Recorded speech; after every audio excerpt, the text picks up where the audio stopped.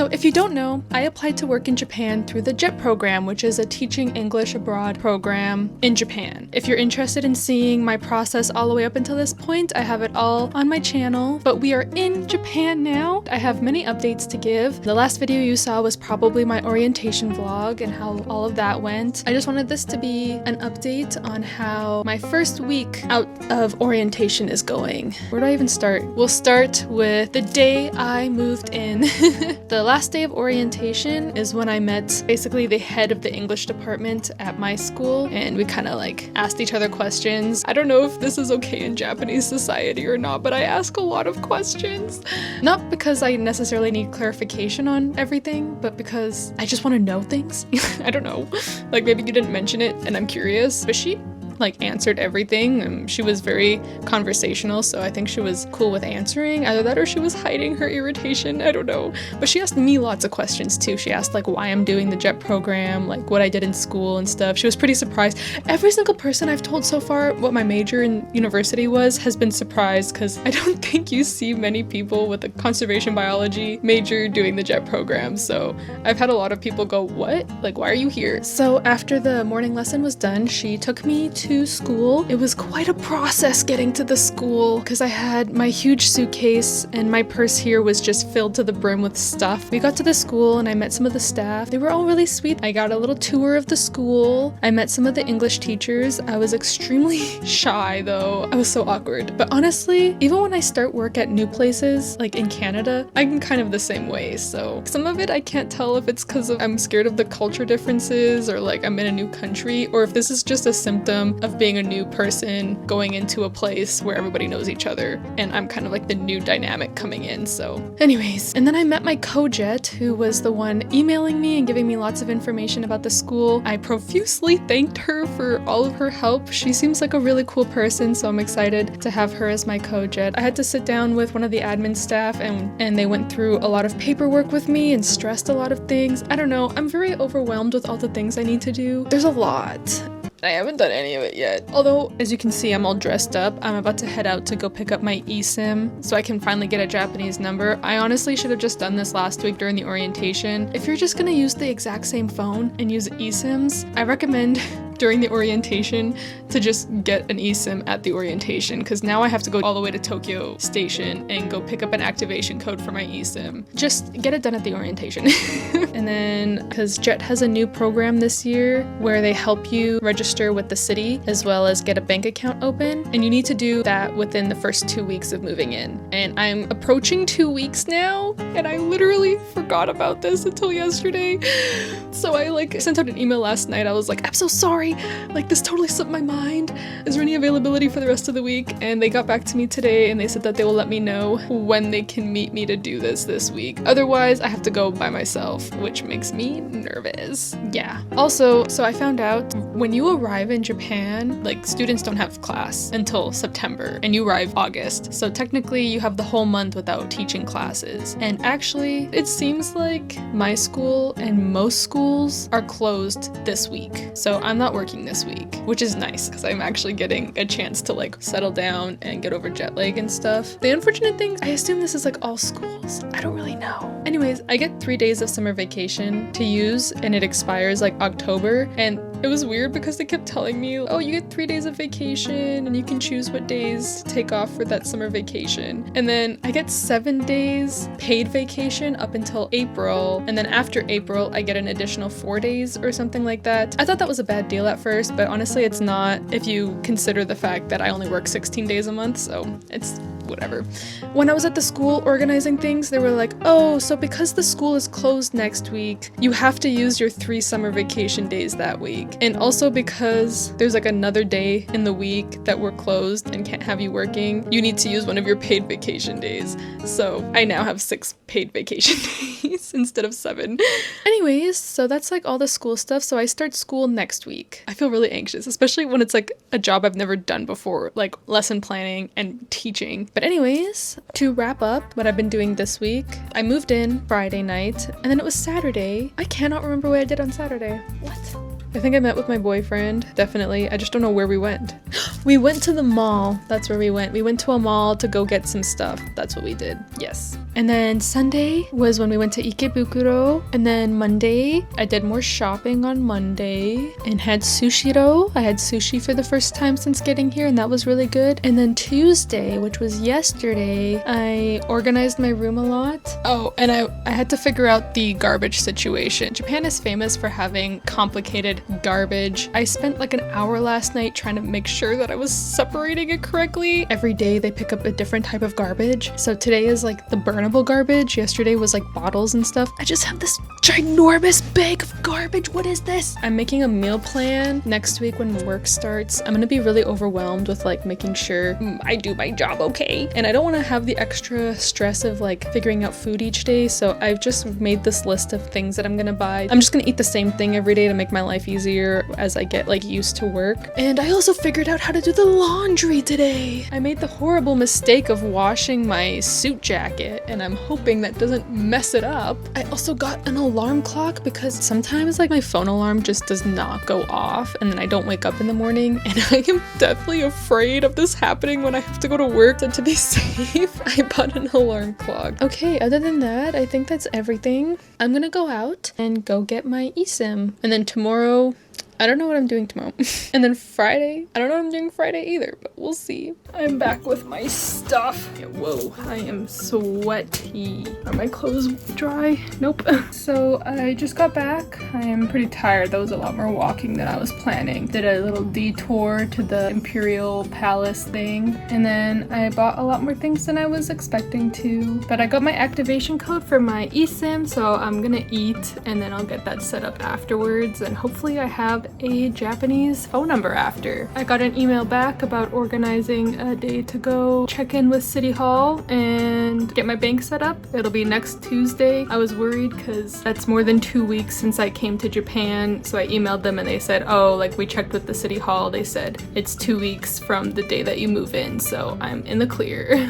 But yeah, so wandered around the Imperial Palace a little bit. Honestly, it's not my favorite place. I just went because I was in the area. Honestly, if you're only gonna be in Tokyo for a few days, I would not spend time going there, in my humble opinion, unless you're somebody who like is obsessed with like royalty. To me, it's just a bunch of open land with like overly perfect grass. It's basically a dead zone for biodiversity, and I just don't really find those kinds of areas like nice to look at. It's just a lot of gravel and really shortcut grass, and then like one type of like, I don't know if that's like a pine, some kind of pine tree. The sun is like multiplied by 1,000 times. Like the heat is so bad there. Every time I've gone, I feel like I've almost gotten heat stroke walking around there because there's just nothing to help you cool off. It's just hot. I think like going up to the palace, you can see like the lush gardens. You can't go in. To me, it's just not worth it unless you're already coincidentally in the area. But the area around the Imperial Palace is really nice. I'll put the name of the street here. That was a really nice street. And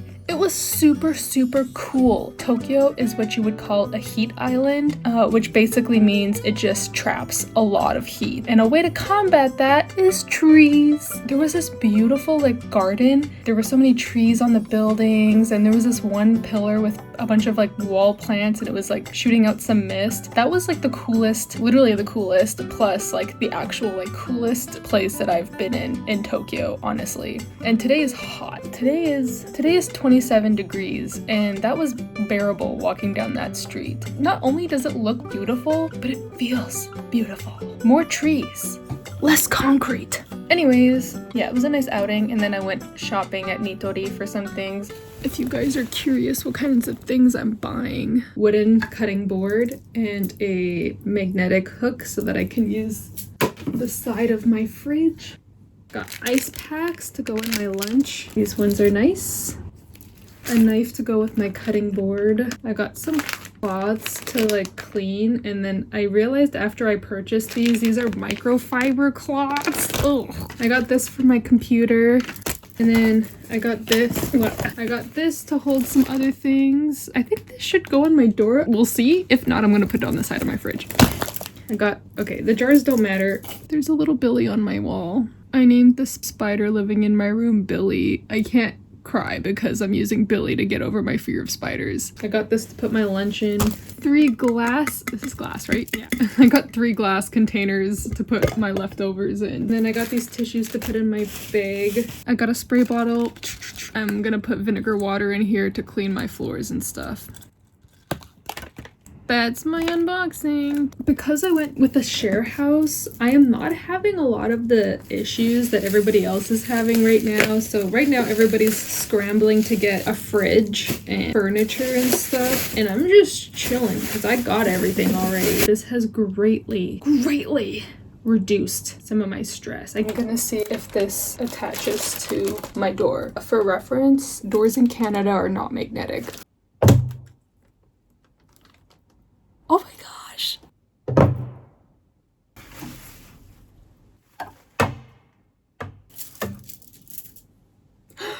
So the first few days that I was here, I was just eating convenience store food because it was convenient. But yesterday I cooked my first meal, albeit extremely basic. This is the meal that I cooked last night. Rice is expensive and I just didn't feel like spending $40 on a bag of rice yesterday, so I bought a couple of these. I prefer not to use these, but I'm okay with them for the next few days. It's Friday, TGIF, and that means it is the last day of my first week living in Japan. I picked up the activation code for my eSIM, did all of that yesterday, so I now have a Japanese phone number, so that'll make things a little bit easier.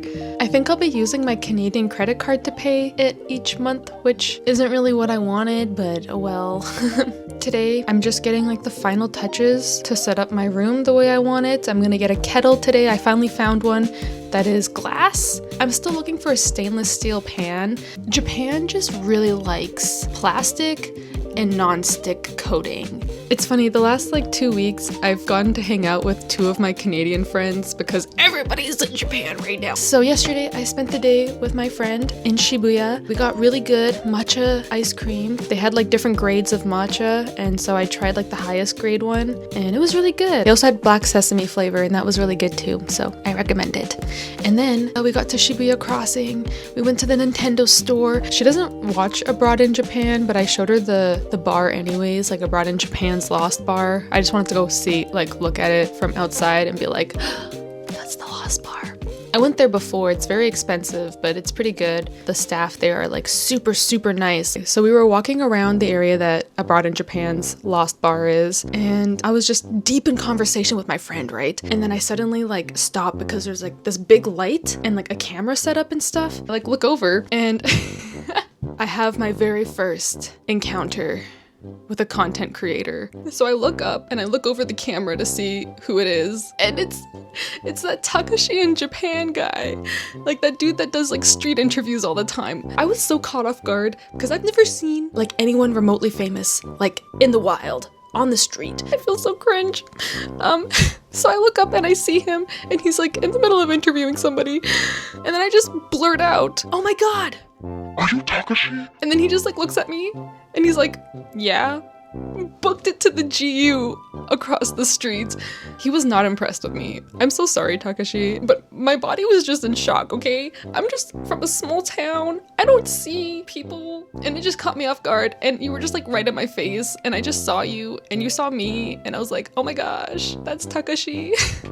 I feel like I reverted to like an 18-year-old like cringy tourist mode, and I just am ashamed of myself. Anyways, so I'm sorry for being cringe. It happened. As soon as I like ran off to the side, I watched him for a little bit to like process it, and then they got kicked off the street by like some security guards, so that was kind of funny. Anyways, I think this will be the end of this vlog.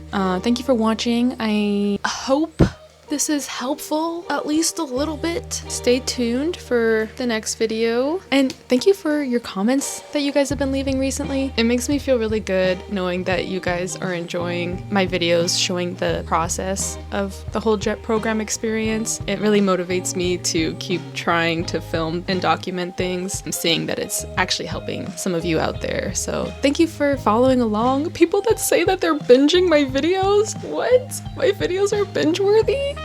But don't forget to go outside too. Make sure you're exercising. Take care of yourselves. Watch my videos while you're going for a brisk walk. I don't know. So stay tuned for more videos about my JET experience. I'll see you when I see you again. Bye. Why am I laughing?